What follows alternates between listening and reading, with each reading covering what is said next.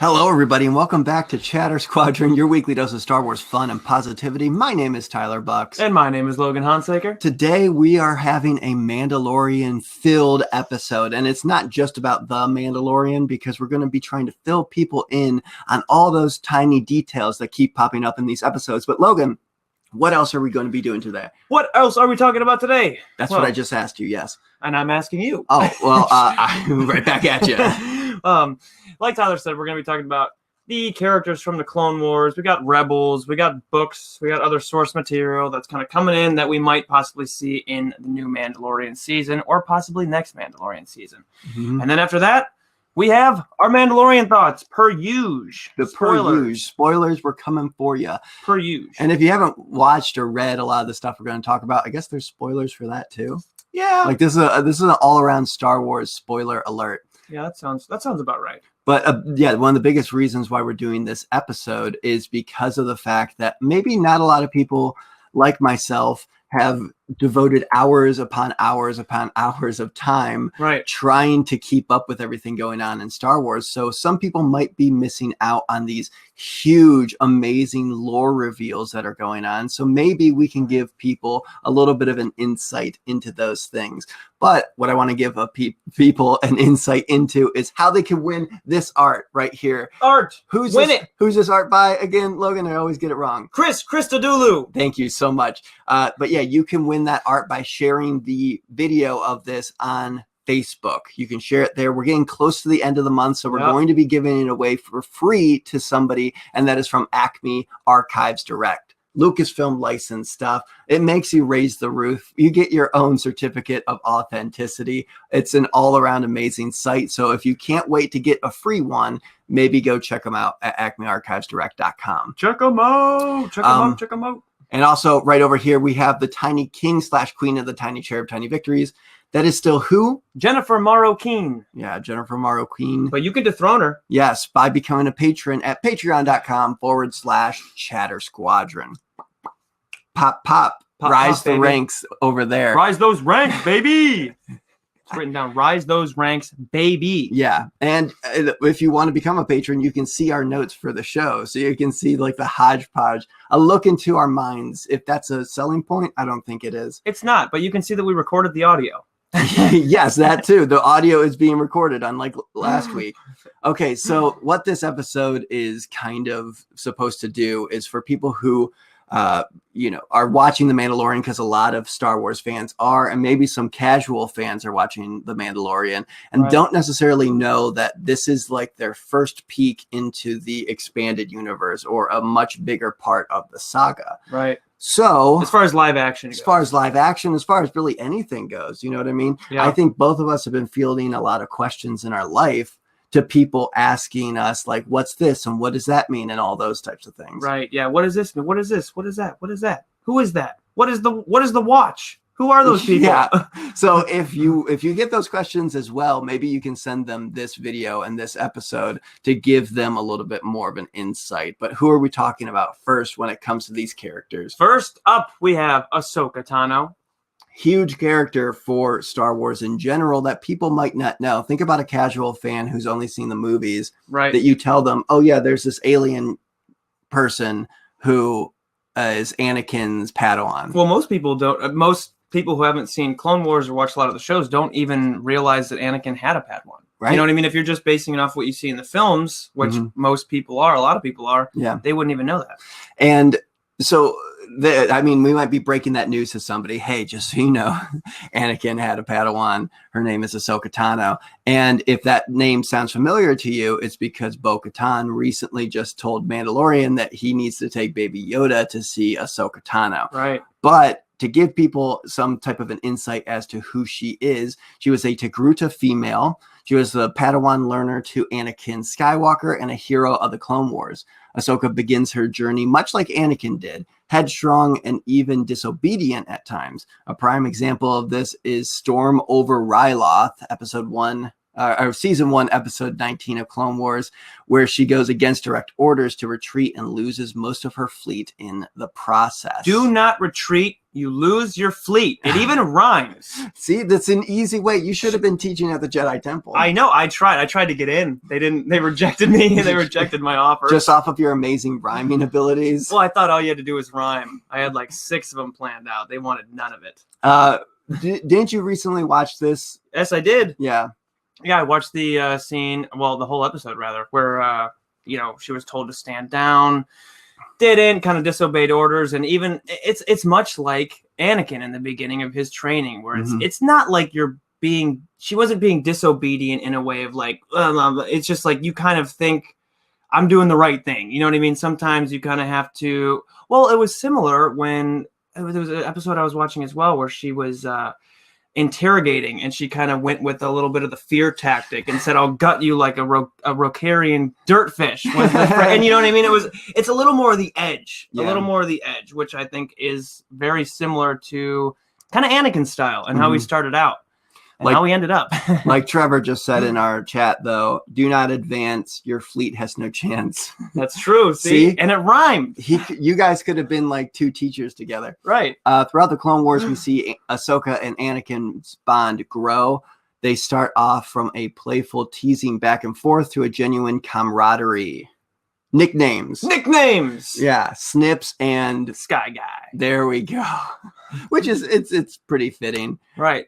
And what even just goes to show kind of the a little bit of indifference of Anakin kind of getting a Padawan, her maybe, you know what I mean? It's like, okay, we're not even going to kind of address each other in a very respect, because Anakin was always with Obi-Wan, master. Everything's master. I feel like that's a very high sign of respect, even if he's doing a little sarcastic. Even if it sounds like that, master. But to not even, and I know they're just playful nicknames. It's not like anyone's trying to, come at anyone, but it's a little bit of sign of like, okay, they're not as close. You know what I mean? They're just kind of starting out. Maybe they don't want to be this, but as we see that show progress and their relationship progress, there's a lot of growth there, I think. And in both sides, really. True. Master. Apprentice. Towards the end of the series, Ahsoka is framed for a bombing of the Jedi Temple hangar and is expelled from the by the Jedi Council. Untrusting of this outcome, untrusting of it. Would you like to read this? Because my mouth is falling apart on me. He was very trusting of the outcome. Yeah, untrusting of the outcome. So Anakin decides to investigate on his own, basically. He doesn't trust that Ahsoka would bomb the hangar. Yeah, it's good. Good insight. Yeah. To trust your Padawan.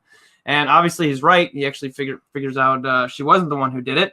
And it was actually Barriss Offee who had turned to the dark side and was responsible for the bombing. So that was another thing I think that shows just how much he's, she's exiled or expelled rather by the Jedi Council, and he's not happy with it. You know what I mean? Right. He's like, no, there's no way. I have faith in my Padawan that I'm willing to stick my name on the line, put kind of like my neck out there, go do the research, and it obviously paid off. I mean, he had good insight. He's trusting it. Well, it didn't necessarily pay off all the way. Right. Yeah. That's true. Because when they decided to bring her back, what did she do? It's gonna be a no for me, dog. It's gonna be a no for me, dog. That's the exact quote for the episode. They said, come back, and she said, quote, it is going to be a no for me, dog. I just loved him so much. Right. That was Barriss Offee. Yeah, I just obviously drinking some liquor out of a Coca-Cola. Yeah, what's in that cup, Barriss? But that's where we leave off with her when it comes to the Clone Wars, is she basically says, no, I'm good. Which is awesome. I think it's like the coolest decision in the world. But then when we pick up again with her, it's in the final days of the Clone Wars. Ahsoka aided Bo-Katan in her efforts to take back Mandalore from the clutches of Maul. Right. So once again, if we are talking casual fans, Darth Maul did not die in the Phantom Menace. Right. I feel like we have to keep doing that just in case. Darth Maul did not die in the Phantom Menace. No, he survived. He had like half of a spider body at one point. Yep. He got a brother, Savage Opress, with one of the most on-the-nose names. And they basically took over Mandalore together. Sidious came back to fight them. Then Maul somehow got back to Mandalore, and thus Bo-Katan wanted help getting Maul off of the planet. Right. And now here we are with the newest season of the Clone Wars. After thwarting Maul's plans, which was actually to lure Anakin to Mandalore to stop Palpatine's plot against the galaxy, I'll get to that in a second, Katan helps load the now captured former Sith Lord into a Republic ship and thanks Ahsoka for her help in reclaiming the planet. So there you go. Now we're already seeing the ties between Bo-Katan and Ahsoka Tano. Right. Not only do their names kind of sound similar, Ahsoka Bo-Katano. Ahsoka Bo-Katano. Yeah, Ahsoka Bo-Katano. Ahsoka Bo-Katano. She's got the best tomato salsa. Hey. Salsa. You got that Italian salsa. The tomato salsa. Yeah. You put it on your spaghetti and tortilla chips. And you dip your chips in the spaghetti. Yeah. Yeah. Anyway, but already there's a connection between the two of them, which we'll get to Bo-Katan in a little bit. Yeah. But that was Maul's plan in the last season of the Clone Wars, was to lure Anakin to Mandalore because he sensed that Anakin was like the key to Palpatine's plot. Yeah, the whole plot. The whole thing. Which is extremely smart by him. If you thought that like Darth Maul was just like this mindless person because you've only seen him in The Phantom Menace, check out Clone Wars because you can see he gets a little bit of that conniving evil mind from Sidious in his training. He's got a mind of his own. Very much so this time around. He's plotting. During Ahsoka's trip back to Coruscant with her now captured Zabrak, Darth Sidious executed Order 66. Tano fought off her clone attackers while also sparing their lives. After she removed the chip in the brain of her best clone friend, by the way, clones had chips in their brains that caused them to turn on their Jedi leaders. Her and Rex, that clone, escaped from the Republic ship before the Republic ship crash landed. So at this point, we're kind of getting to the end of her story in Clone Wars, which will lead into Rebels. In her time after the Great Jedi Purge, Ahsoka stayed out of the eye of the Empire. She found new kyber crystals for her lightsaber by killing an Inquisitor, which we talked about them in the last episode, what Inquisitors are. They're basically Jedi hunters. Right. Meditated on the red crystals, turning them white. Yeah, you can do that. You can do that. Yeah, you can do that. No big deal. Which is sweet. It's super sweet. That was from the novel Ahsoka. Right. If you want to, I maybe should say what some of these things are from if you want to check them out yourself. But also, spoiler alert for Ahsoka, the novel. Right. She started to dip her toes into the whole rebellion thing, and we pick back up with her during the show. You guessed it, Rebels. Going under the alias Fulcrum, she helped lead rebel cells to stunt the growth of the Empire. So she uses Fulcrum as a call sign in the last season of the Clone Wars. There's another little tidbit. She gave orders to the crew of the Ghosts, which was the lead characters of Rebels. We'll get to Sabine Wren in a little bit, which brought her into the story of the series. So I think it was towards the end of season 1 or maybe season 2 where they start getting these Fulcrum type things, and then the reveal that it's Ahsoka Tano. She would go on to help Ezra and his master Kanan at points learn the ways of the Force. During an intense encounter with Inquisitors, Inquisitors, Maul, and Darth Vader, Ahsoka seemingly sacrificed herself to save the heroes as she fought off Vader. Fighting off Vader. So already, I think if people just learned that, number one, Ahsoka exists, right, and she was Anakin's Padawan, and now you're learning that in another series, Ahsoka fights Darth Vader in hand-to-hand combat, well, lightsaber to lightsaber combat. Maybe I'm already pulling at the heartstrings of people, because that's us as fans when we were getting close to that happening, was when you start connecting the dots of, hold on, Ahsoka's helping the rebellion, and Darth Vader is in the Empire. Oh, no. Is that someone that's now pulling at your heartstrings? They're pulling my heartstrings backwards. and have to grab them. Does your heart have strings? As it does. Okay. Three strings. 3 strings? Because if your heart has strings, I think you need to see a doctor. Don't pull them all at once, and you can play them. Really? Like you can put them onto a guitar and play your heartstrings? You just string them up. Okay. You can play some really good tunes. Much later, Ezra was able to save Ahsoka from certain death while he was in the world between worlds. We are not going to get into that at all in this episode. That can be a whole episode in and of itself. Just think of it. I showed Logan it, and he was like, okay. It's like a dimension. Yeah. Like it's like a world between worlds. It's like a whole world, but here you go. Okay. It's in between a couple other worlds. Right. Just a few other worlds sprinkled. It's just like walking through space, and he can look through portals, and then he saw Ahsoka grab it, whatever. There's portals, there's time, they bend time. You can time travel. So he pulls her out of harm's way, basically saving her.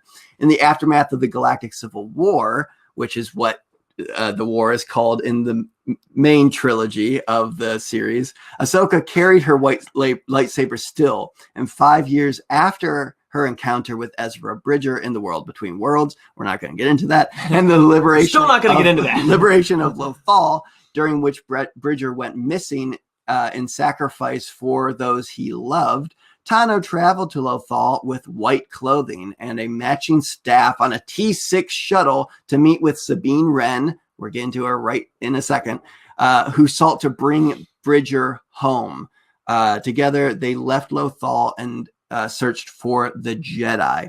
And now she is on the city of Caladan on the forest planet of Corvus. And who told us that? Bo-Katan. So this is kind of, hopefully we've guided you to who this character is and why some Star Wars fans flipped their lid when Bo-Katan said, you need to find Ahsoka Tano, because the lineage of masters is now going from Yoda to Count Dooku to Qui-Gon, Qui-Gon to Obi-Wan, Obi-Wan to Anakin, Anakin to Ahsoka, Ahsoka to Baby Yoda, possibly. Right. Yeah, that's insane. It is a full Baby Yoda, or Yoda to Baby Yoda connection. Do you guys see what I'm talking about? This is the type of mind-blowing stuff Star Wars nerds always Yoda get into. Sandwich. It's a Yoda sandwich. Kind of. It's the reverse of a Yoda sandwich, because it wouldn't be a bread sandwich. Well, no. Let's say that the Yodas are the bread. So at some point, we'll figure out what piece of the sandwich each person is. True. You know, like Obi-Wan's the tomatoes or something like that. We'll get to that in a little bit. But tell us a little bit about Sabine Wren, if you want to read the first part. Yeah, Sabine Wren was a human female Mandalorian warrior and revolutionary leader during the early rebellion against the Galactic Empire.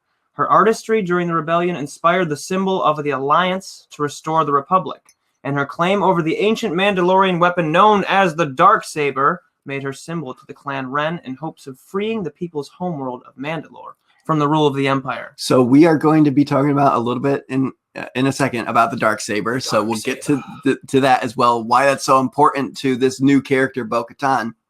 But one of the last people to have it was Sabine Wren. And she was a much younger person, especially in the first season or so.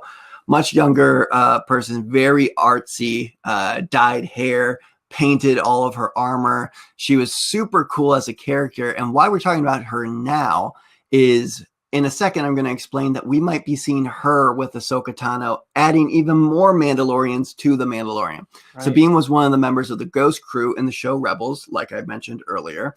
Trained from an early age in Mandalorian warrior culture, Wren forged her distinctive armor with her family and also inherited her Night Owl's helmet from an unknown person. Which those are super dope. Yes, the Night Owl's helmet are really cool. And if you're wondering what those look like, you just saw them in last week's episode of The Mandalorian. It's kind of like the eye almost shapes. Yeah, it takes it from a straight across and it kind of shapes it down. Yeah, it's super cool. Following the Battle of Jakku and the Empire's fall, Sabine reflected on the separate paths taken by her fellow rebel comrades in the aftermath of the liberation of Lothal. At some point following the disintegration of the Empire, Sabine traveled with the former Jedi Padawan Ahsoka Tano on the quest to bring Ezra Bridger home. So there we go. We have this character who was pivotal to the Rebels series and also pivotal to the Darksaber and Mandalorians. Right. Last we know, if we're like using police terms, last seen with Ahsoka Tano. So if Ahsoka is chilling on this forest planet, there's a good chance that we also have Sabine there with her. Or at least some information about her. You know what I mean? A little more information about Sabine went out to get death sticks about 3 years ago. Okay. Whatever happened, she's not coming back apparently. Right. Go out for death sticks apparently. I mean, she might have died because they are death sticks. They are death sticks. So, you know, it's in the name. But another female Mandalorian that we did get introduced to in the most recent episode, not most recent, we're going to talk about that in a little bit. Last week's episode is Bo-Katan. Yep. Bo-Katan. And who was she? Who was Bo-Katan? Who was she? She was a Mandalorian human female who was the leader of the Night Owls. And the Night Owls is an elite Mandalorian group made up of female warriors. Hence all the owl-looking armor and helmets. Well, just the helmets. Helmets and the art scheme to the armor, I guess. Hey, man, believe in yourself. Hey, man. You said what you said. Just let it go. I always need a pick me up from Tyler, right? And with the little pat on the back too. Yeah, don't touch me. Okay, I'm sorry. It only goes one way street apparently. Yeah, I touch you. I'll take all the back pats in the world. That's fine. She was a lieutenant in Death Watch, not the back rubs, no back strokes, only in swimming. It's the only time. Wow. In Death Watch, a terrorist group, and later during the Imperial era, she became the Mandalore. So just a bit more of backstory on Bo-Katan, kind of starting from a bit of the events going on Mandalore. So after Governor Pre Vizsla of Concordia was publicly exposed as the leader of Death Watch, which right above we said Death Watch, a terrorist group, the splinter group was exiled from the Mandalorian system. In 19 BBY, Kryze and Vizsla discovered the Sith Lord Maul and of Savage Opress, his brother. On nose name. Savage Opress. Gotta love it. Savage Opress. Savage Opress. How more on the nose can you be? How much can I destroy our set? Hey, don't go savage or be oppressive. Don't be oppressive to our microphone. Wreck it. With the Sith, they plotted to reclaim Mandalore, and through Maul's planning, united several criminal syndicates to form the Shadow Collective. Launching a takeover of Mandalore, Satine's rule was overthrown, and Vizsla took control of the planet. I want to just chime in quickly about Vizsla, voiced by Jon Favreau. Yeah, so already that's kind of a connection between Jon Favreau and Mandalorians, because he was a Mandalorian in Clone Wars. But yeah, this all took place during the Clone Wars series, and it's one of my favorite story arcs of the entire thing. Is this connection between Maul and the Mandalorians, and then Obi-Wan, and now it led all the way up to Ahsoka and with Death Watch and Bo-Katan and all that. So yeah, it's a lot of information, and it's good to know like that. All that background information helps to bring us up speed to where everything is now, with what we're seeing currently. Yeah, so, just remember when you talk to somebody asking them questions about Star Wars, and they're a massive Star Wars fan. A lot of this stuff is just living in their brain, as opposed to knowing how to do taxes, knowing when is too long to wait to do laundry. That's what I mean. This is what's filling up the space. This is what's filling up the space, is these types of things. So, all right. So after Vizsla took control of the planet, Maul challenged Vizsla, and the Sith Lord defeated him, taking the throne and appointing Prime Minister Almec as the puppet leader. So it's kind of like a warrior culture, and almost like a lion's pride or something like that, where the strongest is the leader, and he challenged him to an Agni Kai, and they fought it out, and Maul killed. He actually beheaded Pre Vizsla. Once again, spoiler alert. But he beheaded Pre Vizsla, and thus making himself the Mandalore. Yep. So, and that was not going to be taken too well from Bo-Katan, because Maul was not Mandalorian. No. So she was basically like, not having a non-Mandalore rule my planet. Heck no. Not in my Mandalorian house. Not my Mandalore. Hashtag not my Mandalore. That's what's caused this splinter. Not my Mandalore. Wow. Yeah. Okay. So Kryze and a group of Mandalorian loyalists refused to recognize Maul's rule. Obviously, he's not Mandalorian. They did not like that, and they liberated Satine from the royal prison, contacting Jedi Master Obi-Wan Kenobi for help. Due to Mandalore's neutrality, Kenobi was forced to come alone, and he was captured by Maul, who then killed Satine. Ooh. Right in front of him. What a big buzzkill. But that's something I wanted to say. That ties so many things together with Maul, with the Mandalorians, and with the main Skywalker saga, which is this connection that Obi-Wan had to the ruler of Mandalore at the time, Satine. Right. And how Maul kind of like morphed this entire planet strife between the two, like this warrior culture, this pacifist culture, and all of it was just to enrapture everything together, to pull Obi-Wan in, to just make Obi-Wan suffer. Like that's like the point of a lot of what Maul does. It's basically a lot of work to get revenge on Obi-Wan. Yeah. Basically do whatever he can to bring Obi-Wan down. Yeah. Bring him pain. And at some point, it goes to his step 3 is prophet. At some point, he's going to be down the line. Down the line. He's not so much worried about the prophet. No. More is the revenge and the killing people he loves right in front of him. Exactly. Kind of seems more Maul's style. And this is just a little more into it. When Kenobi was brought to the prison, Kryze and her rebels freed the Jedi, and Mandalore was swept into a civil war as Maul's forces fought to reclaim him. Before Kenobi left the planet, Kryze requested the Galactic Republic be informed of the events, hoping a Republic invasion would result in Maul's death. Mm-hmm. Less than a year later, Kryze's desire was fulfilled, and the Republic laid siege to Mandalore, driving Maul from the planet. And she became the Lady of the House Kryze and Regent of Mandalore. However, she lost her position when she refused to follow the newly appointed Galactic Emperor Palpatine, and Clan Saxon took over. So there we go. This has led us to the Empire's rule in Mandalore, and we don't know what happened yet. I don't believe. I was looking to see if there was much information, but not too much, in the sense of she was the ruler, and now the Empire was obviously not into her. She was not into them, and now we pick up with her again, all the way over here into the Mandalorian. I believe she did have some other appearances and other content, but this is the meat of the story for Bo-Katan, and it really does showcase, especially her, what was going on with her in the Clone Wars, showing off that, like, hey, she really cares about Mandalore. Yeah. She really cares about what this means to the planet, what it means to the people, what it means to their culture, all of those types of things, so much so that she would splinter off and start a war again, do a bunch of stuff. So now when we see her in The Mandalorian, it's really interesting to see how, like, kind of snobby she is about Mandalorian culture. Right. Because of that, like, oh, you're a child of the Watch, which, by the way, child of the Watch, we talked about Death Watch.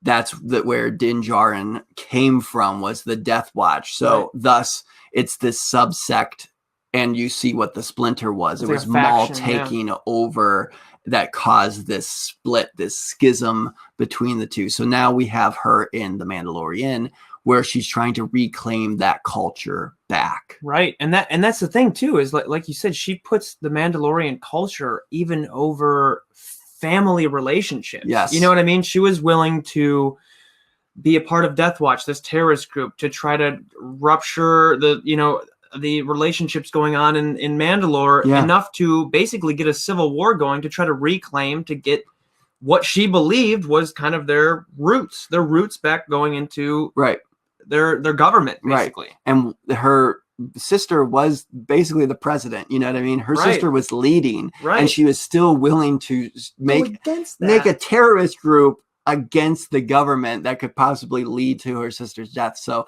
Bo-Katan, she is, I would say she's chaotic good, you know, if you want to put her on a spectrum like that. I would say she's just very driven. I think she's very driven. So, and I think we're going to see that when in this quest for the Darksaber. She's kind of lawful neutral sometimes too, or lawful evil even sometimes, just in the sense of like she's wanting to uphold this standard. Yeah. But at the end of the day, I will say, as someone who's seen so much of her, she is a good character. Yeah. In that sense, I don't really think we're going to see her like betray anybody to go back on her values. She's not untrusting. She's not untrustworthy. I think her main goal is to uphold what is so important to Mandalore, which is their warrior culture. You know? Right. And also to find the Darksaber. So the Darksaber is something that we saw at the very end of the first season of The Mandalorian, where I was going to say Grief Karga. Wow. Because all the Guz, Grief Kargan and Moff Gideon. Gideon, get in here. That's Moff Gideon's grandpa Gideon. Grandpa Gideon. Grandpa Gideon. Oh. Gideon! Hey! Gideon, get in here. You never come visit me anymore, Gideon. You keep just waving that black lightsaber around. You're waving it around. I don't even know what it means. You're cutting yourself out of TIE fighters. Why don't you come over anymore? Why don't you come over and cut me out of this nursing home? Cut me out, free me. They're terrible in here. Oh, Grandpa Gideon. Oh, he's great. Who else but Grandpa Gideon?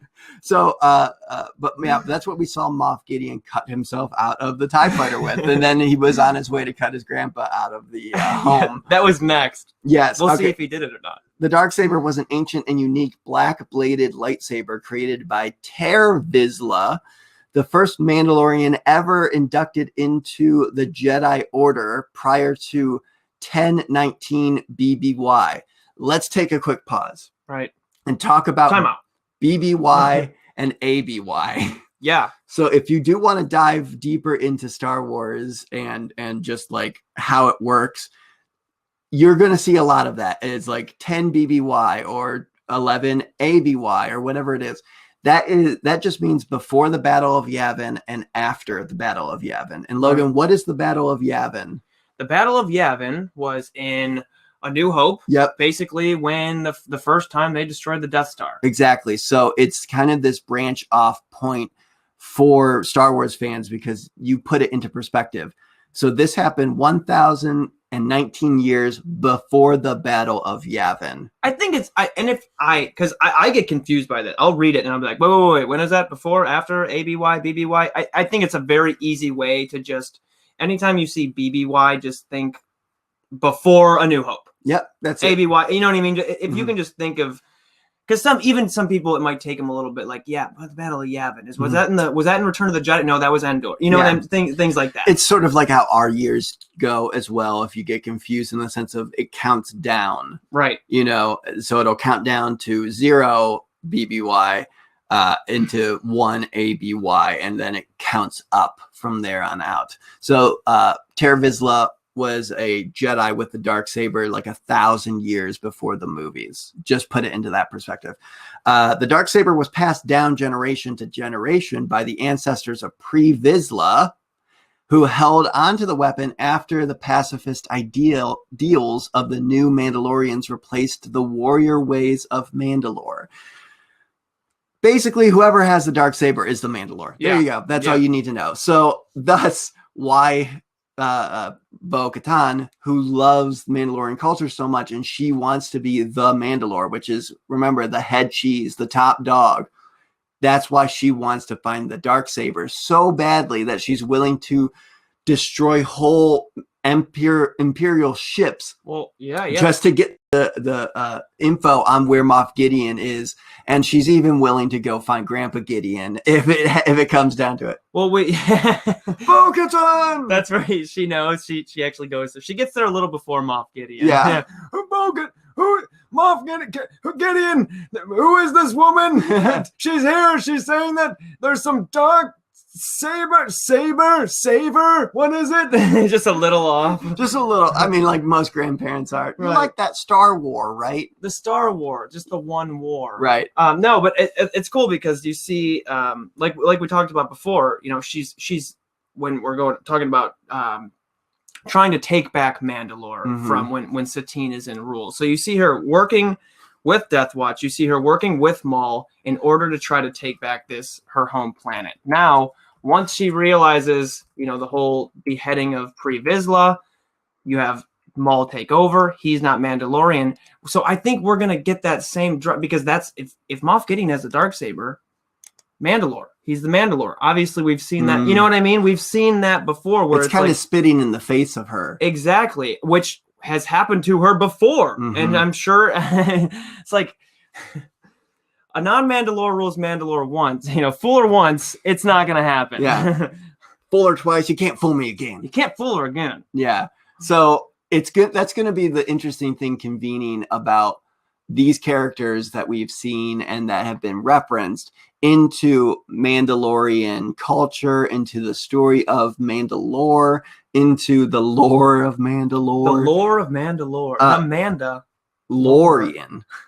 Yeah, I'm a good friend of Amanda Lorian. Amanda Lorian? Yeah, no, it's Amanda Lorian. Yeah, she's a good friend of ours. Right. But when it comes down to it, I think that's what's going to connect all these things together. And that's why I want to pass it on to people that might not have seen these things is obviously Ahsoka has a lot of ties to Star Wars in general. Yep. But she also has big ties to Sabine, to Bo-Katan, and even the Darksaber. I mean, she has lightsabers. So, there is a connection there. So I think in the grand scheme of things, we're going to see a lot of these themes pop up, like reasons for why Sabine might want to help Bo, or reasons why Ahsoka might trust Bo and then in turn trust the Mandalorian when he shows up is because she fought with her during the last days of the Clone Wars. And even Sabine may be able to say, this is a Mandalorian, I'm a Mandalorian. I am Amanda Lorian. Right. And thank the Force for that, because could you imagine if there was no tie and Mando just went out there to a random Jedi asking for help like he does, going off no information. You know what I mean? Which we'll get to when we do the review again. Yeah. He's very lucky that there are all these ties, that she is probably very willing to help him because he has got the name. You know what I mean? He just helped Bo-Katan and all that. So it's extremely important to have, Mandalorian culture and all those types of things. But that's why it kind of spits in the face when Cobb Vanth from Vanth Refrigeration in the first episode of the second season is wearing Mandalorian armor when he is not a Mandalorian. Right. But I'm going to read you a quote here. For Empire's End, we see that these interludes have really fed back into the main story. And so a lot of them are carrying forward the stories we know, the acolytes from beyond, Cobb Vanth, and so forth. That is a quote about these books called the Aftermath Trilogy, which came out pretty quickly after the Disney acquisition that helped set up, this is the aftermath of the original trilogy. Right. I would say it's a good stepping point for people who want to get into the new canon because they can listen to these books. You can get them through your public library or Audible or whatever, or read them, and it'll help bridge this gap of like what happened after the Empire fell and what was going on in the broad strokes of it. Yeah. And then they would have these interludes in the mix between those things. And Cobb Vanth was actually in one of those books. Cobb Vanth was created by Chuck Wendig for Star Wars The Aftermath Trilogy, appearing in its first installment, Aftermath, in 2015. So very, very early on, Cobb Vanth from Vanth Refrigeration. From Vanth. This is pre-Vanth. This is pre-Vizsla. Pre-refrigeration. Pre-refrigeration. He goes back a long ways, and you hear this little interlude about him getting the armor. He didn't say that's Boba Fett's armor. It was just Mandalorian armor in a sand crawler. Right. So thus, again, we have even more connection with the larger Star Wars mythos. And we, in this story, we learn Cobb Vanth acquires Boba's armor. Some fans who read that book, maybe even when it first came out, sees him in that armor and can go, oh, I know what this is. I know. But me, as someone who read that book and who knew that that was the case, when I saw him, there was still that shred of doubt in the sense. And I wanted to put Cobb Vanth in here because people might not know he does have a backstory into Star Wars, but also because of this fact of me as a fan, I said, you know, are they going to reference this interlude in a book from like 5 years ago? Right. That might just be Boba Fett. You have that expectation sometimes as a fan that they're not going to give you all the juice that you have squeezed over the years. Right. You know, so it's All like, the oh, detail. that might be him. That might be just Boba Fett, and then takes off the helmet. He's Cobb Vanth. That's what this show does for a lot of these Star Wars fans. It rewards you for keeping up with the Star Wars saga. And I think we have Dave Filoni especially and Jon Favreau to thank for that, because those are the people who have been in the trenches, especially Dave, making Star Wars, knowing a lot of these connections, and probably talking to a lot of the other story group people and saying, hey, what can we add for this? What can we add for that? And there's so many little spicy details that come out over and over and over again about this series. That's what makes it so amazing. It's so detail oriented. Yeah, it really is. It really is. It's incredible how much they can take. Even like that, a passage from a book, like you said, came out from 5 years ago, and they're I'm going to tie that in. I'm going, like you said, I'm going to reward people who have actually gone and read the book, or actually gone and seen that. Because guess what? When you take off and you hear the name Cobb Vanth, you already kind of have, you know what I mean? It's almost filling in the gaps and the blanks for those fans versus explaining this whole, you know what I mean? It's very cool. It's almost, I don't want to say nostalgic, but you know what I mean? Yeah. In a bit of a way. It's newly nostalgic, you know, it's this new canon, and if people want to be rewarded for keeping up with the new canon, they can be. Right. So we're in a second here, we're going to get into our review for the next episode, or for the most recent episode of The Mandalorian. However, I just want to do a quick spoiler alert, because this one I just threw in here while we watched it before the show again. I threw it in here because, hey, maybe we can give a little bit of insight why some EU fans are kind of losing it right now. Right. So here's your little spoiler alert. But at the end of the episode, we got Moff Gideon after he just got off the phone with Grandpa Gideon. I'll get you in a second. Oh, I gotta go. Apparently the child is on the move. Yeah. What child? You have a child? You never told me you had a child, Gideon. What'd you name it? Hopefully you named it Grandpa Gideon. I like how he calls him Gideon, and it's like if your grandpa called you Honsaker. Honsaker. Okay. Honsaker, get over here. So spoilers. Anyway, at the end of the episode, we see him surrounded by these dark kind of armored figures in his ship. Those are possibly dark troopers. What are dark troopers? Let's get into that. So now this is splitting off completely from the what are dark troopers? The Mandalorian thing that we were kind of going off of, like bringing you through a line. This is now say like a Cobb Vanth style interlude. Right. Talking about death or dark troopers, not death troopers. Death troopers. Different. Dark troopers were experimental combat droids created as part of the Galactic Empire's Dark Trooper program. I wonder what that Dark Trooper program was trying to do. Was it to make Dark Troopers?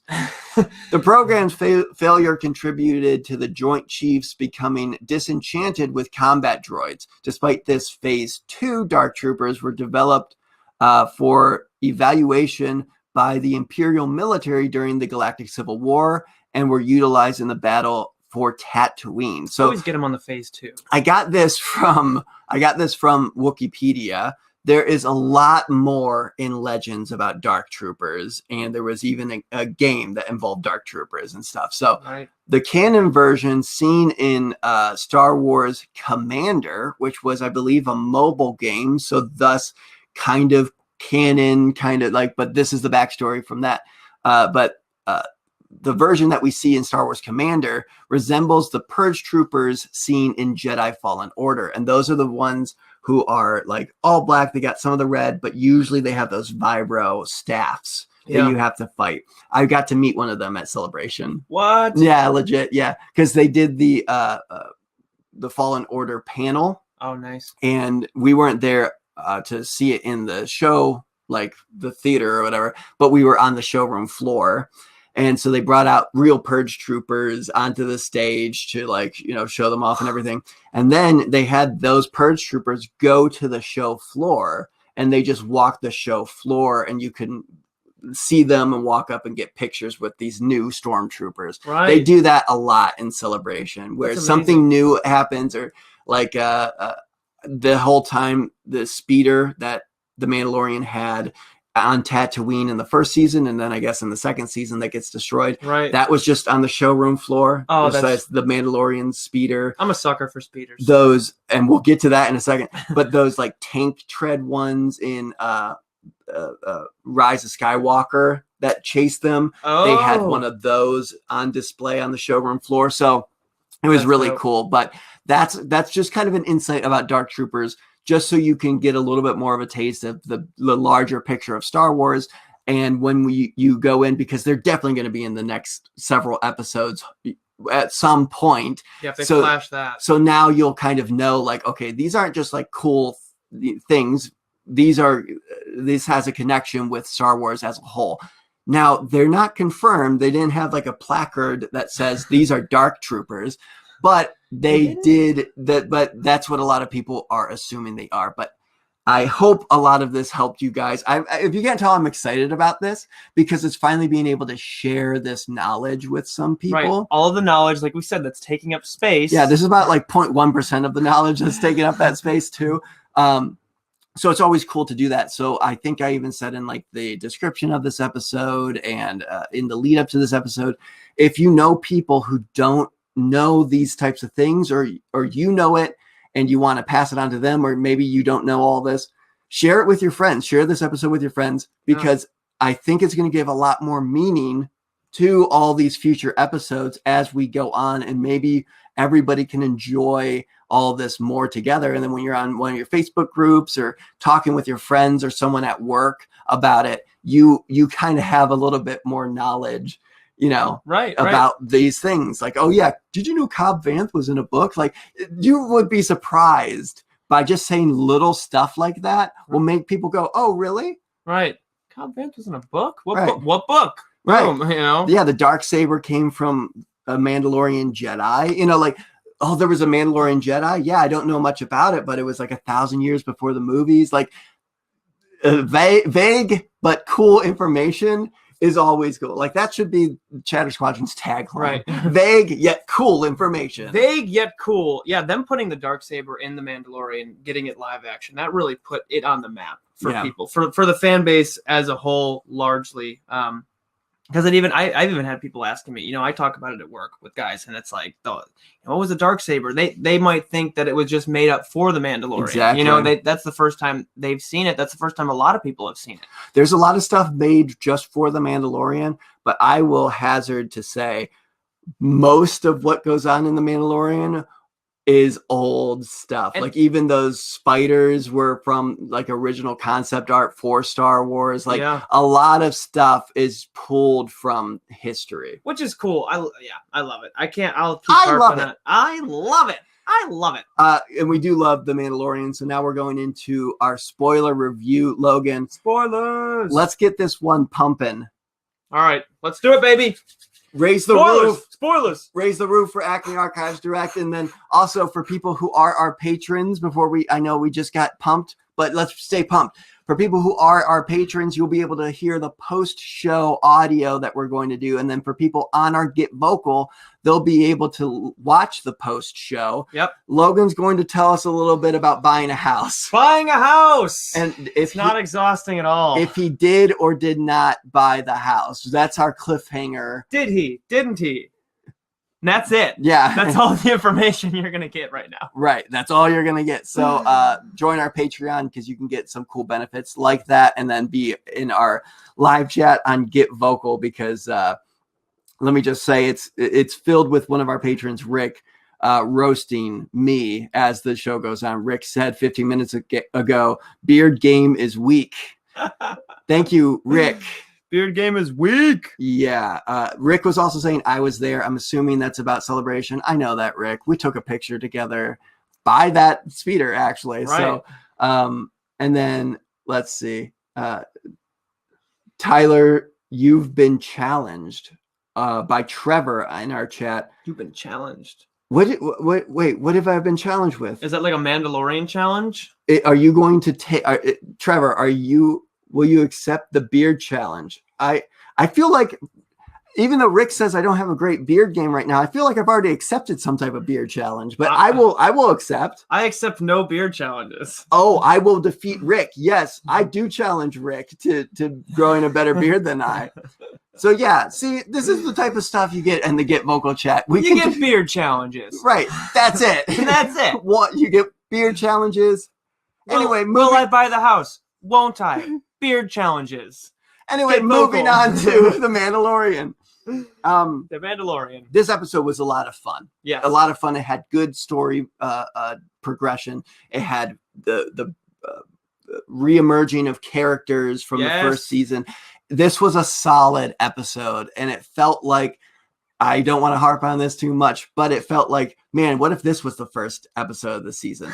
Like, not this exact thing, but something like it, akin to this. Yeah. The energy and the progression of what is going on in this episode really is making me want to just know what happens in the next episode, which is what I've been wanting from the show. It's a good connector. And I don't want to say it's like a filler in any way, but it was good connector. It was good connecting the last one. Stuff got done. Yeah. We saw characters, like you said, we haven't seen before. Cara Dune. We haven't seen her before. Grief. Well, Karga. we've seen her before, but not in this season. Not in this season. Well, we have, season. We haven't seen her since what episode? The last episode. Was it in the last one? Okay. Then so since the last episode of last season. And I know 2 episodes ago, I think we were doing a little bit of Mandalorian predictions when we were going to see these characters. Yeah. And I honestly was like, I have no clue. Like, no clue. I don't know. It could have been last episode. Well, I think we talked about that too. I'm remembering now, because the show is usually a blur, but I think I'm remembering now that one of us mentioned that they may go get their ship worked on by them. So of course he's getting his ship worked on. That's where we find him. Baby Yoda is trying to help him put together the ship again. Not a great idea. Right. I know it's a small corridor, but nah, he's a baby. He's a baby. Yeah. He's a baby Yoda. He's gonna take the red and the blue, and he's gonna go like that. Kapow. So they show hilarious. back up to the planet where we first saw the Mandalorian meet Grief Karga, which is Carl Weathers, and it has the whole Mandalorian coven. And he shows back up, and man, this place is looking thriving. It's looking like Galaxy's Edge over there. There's people there's food. There's people in the streets. There's people taking classes. Yeah, they got kids learning. Yeah, that's always a good sign. It is a good sign. We also do get to see, like you said, with Cara Dune again. Once again, when it comes to the good people of the Mandalorian, I'm always so what is up with them? Because she shows up, right? And these people are doing some dealings, about to eat a live animal, fighting over money. And she shows up and just fisticuffs them, hand-to-hand combat, basically. All of them. And then eventually shoots the one. And I'm, as a person, going, why didn't you just shoot all of them? Yeah, you had the element of surprise. Yeah, so you're just going to jump them and beat the crap out of them? That's not a good plan. It's a decent plan. It's just you're making it a lot harder on yourself. A lot harder on yourself. And that's what I'm saying.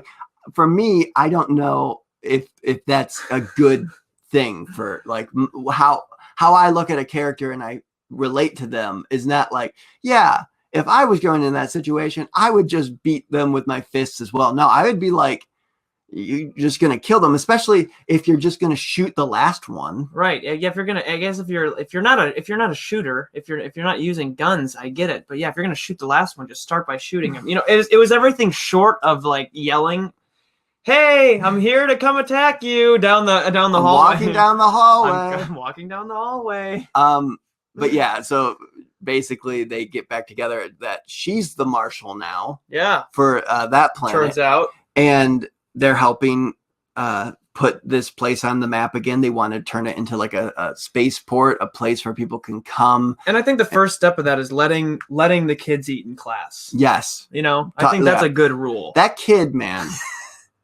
I know I have nieces, I have nephews. I've been an uncle since I was 11. I've been around kids. They are messy eaters. However, they usually, I don't know, like in a classroom especially, the dude just had, the boy and or girl just had crumbs all over their lips, just their lips too. Like, were they eating it with mainly their lips? You know, like no teeth, just lips. And then crushing it. Yeah. Only to leave the bits on your lips. The bits on your lips. It Yeah. rhymes. And that's the thing.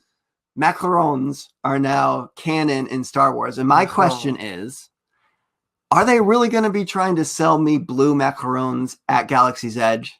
Yes. Am I really going to be buying blue macarons from Galaxy's Edge? Yes. Of course I am. Yeah, Of because course. they're delicious and they will be Star Wars themed. And so many people are just going to buy them. Because Will I be stealing them with the Force? No. No. The Force doesn't exist. If we're talking to casual fans again, Right. the Force does not exist. Doesn't exist. I'm sorry. Even though it's a galaxy far, far away, it's not real. Although that would be sweet.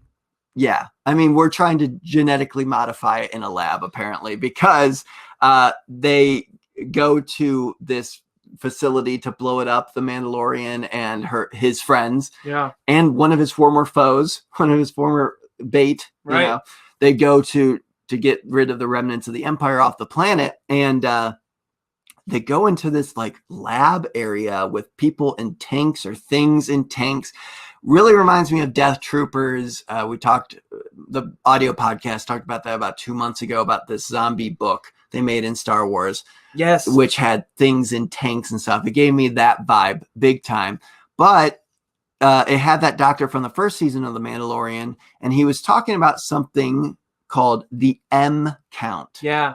And the M count, I'm thinking, is for macarons. Macarons. He's like, there's not enough macarons. There's not enough. There was only one sleeve. Yeah, one sleeve And of now, macarons left. After Baby Yoda gets his hands on them. And this kid. Yeah, between them two, they're gone. Oh, bits on lips. and Baby Yoda. Old bits on lips. Macarons are at the lowest they've ever been. No, M count probably means midichlorian count. Right. And this is something also pulling from like the expanded universe, I guess you would say, is at one point General Grievous, they killed Sifo Dyas, and this is probably a different language to a lot of people right now. They killed Sifo Dyas, and General Grievous got some of Sifo Dyas's blood from Count Dooku to give General Grievous, I have so many names, give him some force sensitivity from the midichlorians. So this is kind of something that they've tried to do, thus why creating clones from force sensitive beings is very hard, because they don't necessarily always have the force or even can have the force. Right. So I'm assuming what they're trying to do is genetically modify beings that can have the force, and they're using different ways to do that. So the doctor took some baby blood, tried to make these things in the tanks, but apparently they were not working, and they actually made them more deformed. Right. What does that kind of give you an idea of where this is headed? When the tanks, Mm-hmm. when I saw the tanks, I was immediately thinking to the Rise of Skywalker scene with the Supreme Leader Snoke's, all the Snokes in the tanks and all those clones, which like that, very, very realistic that is a huge kind of shout out or a tie-in, because we already know they're now in the process of trying to make force sensitive clones by putting midichlorians in through the blood. Yeah. So I'm going to make a prediction. As time goes on, and this is going to be, I don't think it'll happen in this season, but I think this is going to be a big prediction that I will hold to, is in this process of us following what the Empire is doing, we are going to see the formation of the First Order in The Mandalorian. I think we're going to, because especially what that lady said to the spy, saying that you'll be, you'll get a lot of benefits in the new era, or whatever, the new order, I believe she said. Yeah. And I think that's what we're leading to when it comes to like what's happening with the Empire. And then, yeah, more speeders are better for the fandom. I wrote that down. Let's just get through what happened in the episode because the speeders are rad. That was I don't know. I think I always try to one up myself by saying that was the coolest scene. That was the coolest scene. But truly, with this speed, that was the cool. Blah blah blah. With the speeder scene, that was amazing. Them going off, riding down that basically a cliff. Yep. And you have them kind of touching down at point. You have the sparks coming out. The two run into each other, and you get the explosion. Like I thought that was incredible. I mean, the speeder thing is a staple for kids. I mean, we were kids riding our bikes, pretending we were riding speeders. Yeah, you know what I mean? Oh yeah. So anytime there's I didn't have a bike, I had a speeder. Okay? Yeah, same. Yeah.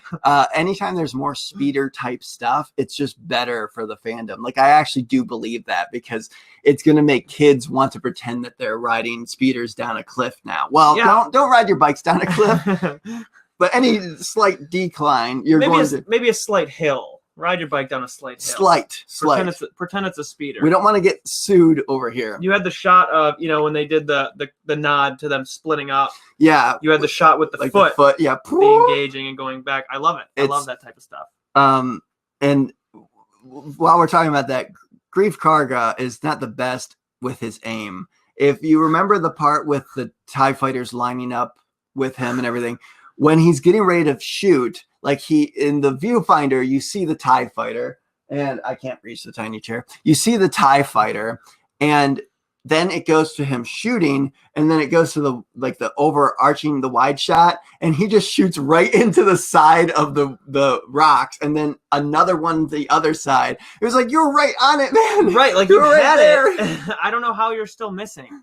I guess both are moving. They're moving. The TIE fighters are moving. I guess we'll give them a little bit of a break. Sure, but just a little one. Just a little one, and then we finally see the Mandalorian be competent. And come in and get rid of the TIE fighters. That was really rad. Yeah. See what he can do with a fully completed Razor Crest. Mm-hmm. Which happened in like light speed. It was like one of those Jiffy Lube places or something. Like, yeah. We'll change your oil in 5 minutes or less. They're like, we'll replace irreplaceable damage in your ship in the whole thing in 30 minutes or less. Because you have to think, like, I gave them the benefit of the doubt the first time I watched it, thinking, okay, maybe they were there for a while, right? And then for a while? The planet for a while, okay. And then they go to the place. However, gotcha. Baby Yoda has the macarons right then. So the idea that you think the Mandalorian goes, he gets Baby Yoda right from the classroom, right? So that means we are talking like an hour, 2 hours, 3 hours, 4 hours, but it's measured in hours, not like days so even though this guy was a spy, man, he is really good fixing a ship. Well, and that, right. Honestly, I might hire him anyways. You know what I mean? If he's a spy, but he's that good at fixing a ship, is it worth it? Yes. But also they did give a time limit because unless we're counting the time before they got to the base, because once they did the sequence, which very, very naughty to A New Hope, where he's taking down the shields. Once they did that and everything started, Cara Dune even said, how much time do we have till this blows? And they said like 10 minutes. And then that led right into them picking, you know what I mean? So you have to, any potential time, hypothetical time has to be before, because other than that, we have 10 minutes. Yeah. You know? So it's quick. It's quick stuff. It is quick. That's what you can do in the future. Because that's the thing, they even, like, especially the Mandalorian escaped 10 minutes, less than 10 minutes, because it blew up a little bit later after him. So it was very quick, and I hope Baby Yoda got some of that lesson in. And like I said, towards the end of the episode, we see Moff Gideon and possibly Dark Troopers. Yep. So Dark Troopers. We have a lot of stuff happening. We have a lot of stories convening together, and I'm seeing the fever pitch that they're building to. So I'm very interested in this, to see all these characters and still to see Ahsoka Tano. And if we helped anybody understand the importance of Ahsoka Tano today, like anybody, I will be so happy, because it's going to feel so much better seeing Anakin's Padawan become a part of the live action Star Wars community. Yeah. Getting to see that tie-in. Yeah, that'll be brilliant. Well, this is it for the show. We appreciate everybody. Again, you can watch this live every Saturday at 1 p.m. Eastern, 10 a.m. 10 a.m., not 10 p.m. Pacific time. You can check it out live on GetVokl, our YouTube, our Facebook. You can become the Tiny King / Queen of the Tiny Chair of Tiny Victories. Be on the set with us by becoming a patron at any level. $1, $5, $10. You get a lot of cool benefits for being a lot more active when it comes to the Patreon this time around. Also, big thanks to our sponsor, Acme Archives Direct. Feel free to share the video of this on Facebook to enter yourself in to win that art, possibly. Win it. You can share any of our live videos too. That enters you in as well. But check out Acme Archives Direct. Just grab your own. It's a great thing for the holidays. I believe they have good international shipping and everything. So just be aware to check them out if you don't win this, because it's Lucasfilm license and it's all super, super rad. Holidays are coming up. Get your gifts. Yeah. You can just buy a certificate of authenticity. Yeah, this is the gift. It's a certificate of authenticity. Oh, for what? Oh, a really cool piece of art. Yeah, that'll be next year's gift. Next year. I'm still paying it off. The certificate comes first, then the artwork later. Right. But yeah, so remember to come back next week. We're going to talk about the next episode, looking at it through this lens of what we talked about this week. Right. What did we talk about and what kind of came up during this most recent episode? Remember, stick around, GetVokl chat, and our patrons will be able to experience this. Logan is going to tell us about what it's like to buy a house. But we appreciate everybody so much for helping us become your weekly dose of Star Wars fun and positivity. Is there anything else we need to add before we jump off into hyperspace here? Oh, I think we can give the patrons one last thank you to Commodore Morrow Keen, and Commodore Rayside. Thank you, everybody, and we will see you next time.